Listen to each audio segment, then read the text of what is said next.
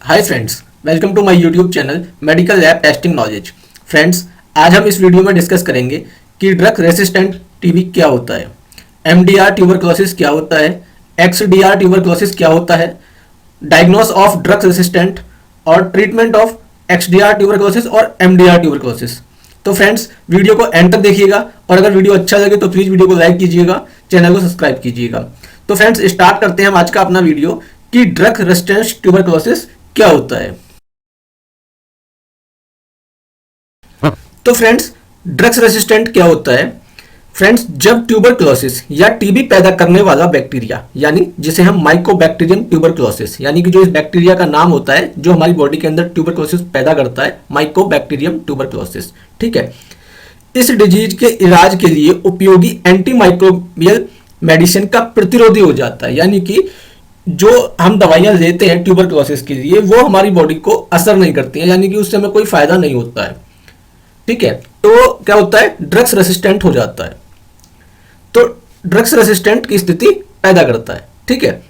यानी कि जैसे मान लो किसी पेशेंट की कोई दवाई चल रही है और वो दवाई उसकी बॉडी पे असर नहीं कर रही है, यानी कि वो दवाई उसकी बॉडी एब्जॉर्ब कर रही है लेकिन उससे कोई फायदा हो नहीं पा रहा, तो इसका मतलब वो मेडिसिन हमारी बॉडी के लिए रेसिस्टेंट हो चुकी है, तो उस दवाई लेने का हमें फिर कोई फायदा नहीं होगा, ठीक है, क्योंकि वो बैक्टीरिया को मारेगी नहीं। अब जब बैक्टीरिया हमारा ज्यों का त्यों रहेगा तो उस दवाई लेने का भी कोई फायदा नहीं होगा, क्योंकि वो हमारी बॉडी उसको रेसिस्टेंट कर चुकी है।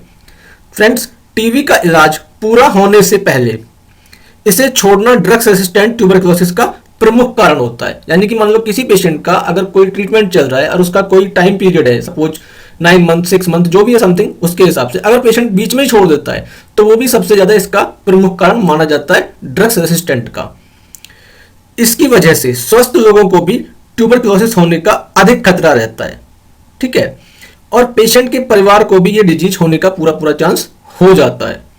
फ्रेंड्स, पेशेंट के परिवार को लगता है कि बताई गई दवा लेने के बाद मरीज ठीक हो गया है और वो मरीज के आसपास रहने के लिए जरूरी सावधानियां बरतना बंद कर देते हैं, और कभी कभी पेशेंट खुद डिजीज की जांच के लिए फॉलोअप टेस्ट के लिए नहीं जाते, यानी कि जैसे डॉक्टर ने जिस हिसाब से उसको बताया उस हिसाब से वो ट्रीट नहीं करते हैं, ठीक है। इससे जो उसके फैमिली मेंबर्स हैं और उसके फ्रेंड सर्किल या जो भी है उनको भी ट्यूबरक्लोसिस का खतरा बढ़ जाता है, क्योंकि अगर मान लो किसी पेशेंट को ड्रग्स रेसिस्टेंट हो गया है तो इसका मतलब वो दवाई उसको असर नहीं कर रही है, ट्यूबरक्लोसिस को कंटिन्यू है ही है। तो उस कंडीशन में क्या होता है, जैसे किसी के फैमिली मेंबर होते हैं वो सोचते हैं कि भैया इसको टीबी ठीक हो गया है, लेकिन पता चला कि उसको तो ड्रग्स रेसिस्टेंट होया पड़ा है। तो वहां क्या होता है कि वो जो बैक्टीरिया है ये, क्योंकि ये हवा के थ्रू बाहर फैलता है, जैसे पेशेंट खांसता है, छींकता है या बोलता है तो इसका जो बैक्टीरिया है वो एयर में आता है और किसी दूसरे पर्सन को भी लग सकता है। तो फ्रेंड्स, ये होता है इसका ड्रग्स रेसिस्टेंट। अब आगे बात करते हैं फ्रेंड्स, बात करते हैं यहां पर ड्रग्स रेसिस्टेंट ट्यूबरक्लोसिस के टाइप्स कौन कौन से होते हैं। तो फ्रेंड्स, इसके टाइप तो काफी सारे होते हैं, बट हम यहां पर आज बात करने वाले हैं एमडीआर और एक्सडीआर की, यानी कि एमडीआर ट्यूबरक्लोसिस क्या होता है और एक्सडीआर ट्यूबरक्लोसिस क्या होता है। तो फ्रेंड्स, पहले बात करते हैं एमडीआर ट्यूबरक्लोसिस की। तो एमडीआर का पूरा नाम होता है मल्टी ड्रग्स रेसिस्टेंट, ठीक है। इसमें क्या होता है, जो एमडीआर ट्यूबरक्लोसिस है इसमें जिस ट्यूबरक्लोसिस पर आइसोनोजाइड और रेफेम्पसिन, यानी कि ये दो एंटीबायोटिक्स के नाम होते हैं, आइसोनोजाइड और रेफेम्पसिन, यानी ट्यूबरक्लोसिस की दो सबसे महत्वपूर्ण मेडिसिन, यानी कि जो मेडिसिन है ये सबसे कॉमन मेडिसिन होती है इसकी, ठीक है, ये बेअसर हो जाती हैं। बेअसर मतलब ये रेसिस्टेंट हो जाती है, यानी कि ये असर नहीं करती हैं पेशेंट को। तो उस पेशेंट को क्या हो जाता है, एमडीआर ट्यूबरक्लोसिस हो जाता है, यानी कि मल्टी ड्रग्स रेसिस्टेंट हो जाता है, ठीक है फ्रेंड्स। तो ये होता है एमडीआर ट्यूबरक्लोसिस।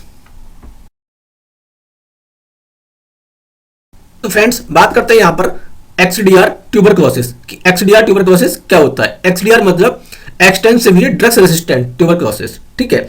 इसमें क्या होता है, ये एमडीआर ट्यूबरक्लोसिस का दुर्बल टाइप होता है, यानी कि जैसे उसके अंदर कुछ मेडिसिन असर नहीं करती है यानी रेसिस्टेंट हो जाती है, इसी तरह से इसके अंदर भी कुछ मेडिसिन रेसिस्टेंट हो जाती हैं। फ्रेंड्स, आइसोनोजाइड और रेफेम्पसिन के साथ फ्लूरोक्विनोलोन पर भी ये टीबी असर नहीं करता, यानी कि ये मेडिसिन भी असर नहीं करती। इसी तरह टीबी या जो ट्यूबरक्लोसिस में सेकंड लाइन ड्रग्स पर इस्तेमाल होने वाली इंजेक्शन से लेने वाली 3 दवाएं, जिसमें एमेकासिन, केनामाइसिन और कैम्प्रियोमाइसिन असर नहीं करती हैं, यानी कि ये तीनों मेडिसिन रेसिस्टेंट हो जाती हैं, ठीक है। तो ये होता है XDR ट्यूबरक्लोसिस। फ्रेंड्स, बात करते हैं यहां पर कि ड्रग्स रेसिस्टेंट ट्यूबरक्लोसिस के लिए कौन सा टेस्ट कराना होता है।